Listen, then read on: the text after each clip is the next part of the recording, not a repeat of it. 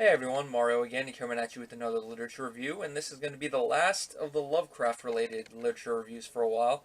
This is for the short, more like a novella length story he wrote called The Shadow Out of Time.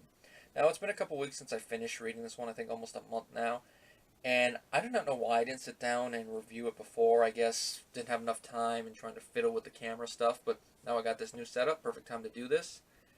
Now, this story is the longest of the ones in the collection I have, and it's about a professor. I don't have the names written down or whatnot, so I'm not going to refer to characters by name. It's just what their profession and stuff are.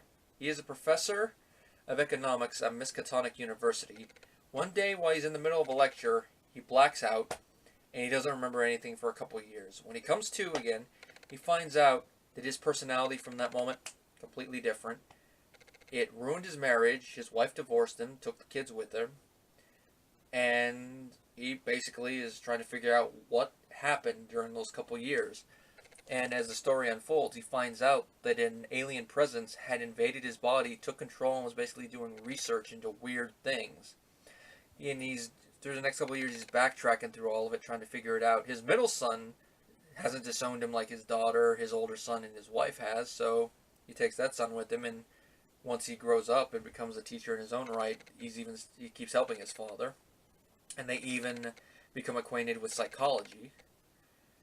And they manage to find out a majority of what he was doing in the past, and the professor begins to have these strange dreams that he thinks or maybe might be dreams, but they might not be. They're more likely memories involving this race that he comes out is called the Great Race of Yith, which is a race that apparently uses that technology to send their own minds into the bodies of different beings in the future, different points in the future. Basically take control of individuals and basically use them to write down knowledge of that time period and then bring it back and put it in their great library. And at the same time that members of their species are in the bodies in the future, the person from the future is in the body of that member of the species, and they basically write down. So it's a two-way street with how they get the knowledge. Now, obviously, at first, when he comes back, that knowledge is out of his head because it'd be kind of dangerous for the great race of Yith to have a human running around with that knowledge, and they're only going to remember it because of their subconscious and their dreams. Now, the professor, like I mentioned, is looking all around for this knowledge, and in the end, he does find it, but it is lost again, and he's like, which of course is fitting with a lot of Lovecraft's works, because, the whole thing about knowledge being both a blessing and a curse, but mostly a curse, because you find out, yeah, I'm not crazy, but then it's like, oh great, we really are insignificant. Now, it's not to the same point as like in the Call of Cthulhu, where the protagonist finds out that, there actually are elder gods that basically could smush us like that if they wanted to, or even in the Dunwich Horror, where we find out a similar thing. In this one, it's, that time basically for a race like the Great Race of Yith is inconsequential if you can send your consciousness forward and backward in time. Hence the title, The Shadow Out of Time. And of course the Great Race of Yith was fearing, they're still there, which of course could mean a bad thing for the human race if they ever did come back out. But of course by this point, if they ever did, we're going to have bigger weapons. But of course, sad thing is, because of his journey in the past, the professor does know a little bit about the future of humanity, and that eventually they will die out and what will replace him. So, knowledge dangerous there too.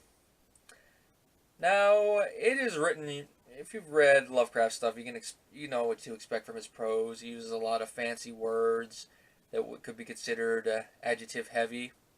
Though, unlike something like the Call of Cthulhu or the Dunwich Horror, where every now and then I had to reread a line, I didn't have to do it as much here. I still had to do it a couple times, but just not as much, which is a little odd considering it's a longer story, but maybe by this point I had become accustomed to his work. I did find myself writing down a couple words every now and then, which I still have to look up, see what the meanings are, by the way, but with the words around them, I got the meaning. I'd definitely say I love the story. I don't know if I like it as much as Cthulhu or Dunwich, but it is definitely an interesting one.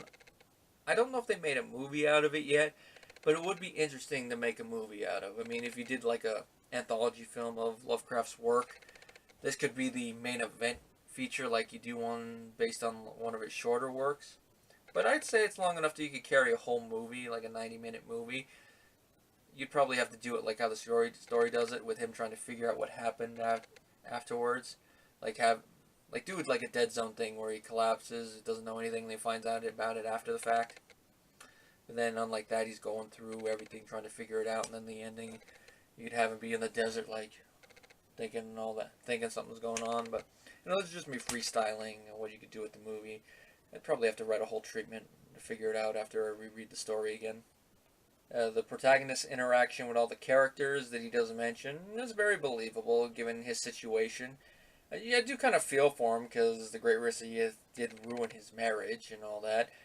And I can understand why his wife and his other two kids might be hesitant to reconnect with him, but after many years passing, you would think that they would. I mean, I don't know. I don't think they quit talking to the one son just because he went with the dad, but you would think that they would be like, okay, maybe he's normal again. Maybe we should at least talk with him.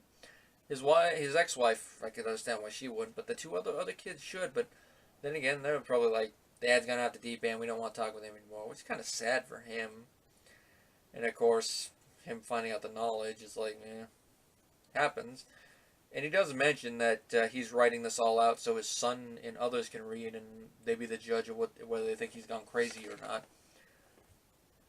And of course, we the audience, knowing about the stuff in Lovecraft's work, we know he's not crazy, but we can understand if other people within the universe of the story were to read it, why they would think he'd be crazy. There's nothing really much else for me to say about it. It's an interesting read. If you are a fan of Lovecraft's work, you definitely should give it a read. And the only other thing I could say is I wish I had recorded this when I had first read it, so everything was fresh in my mind, so I'd have more stuff to say. Maybe one of these days down the road I'll do a re-review of this after I reread it again.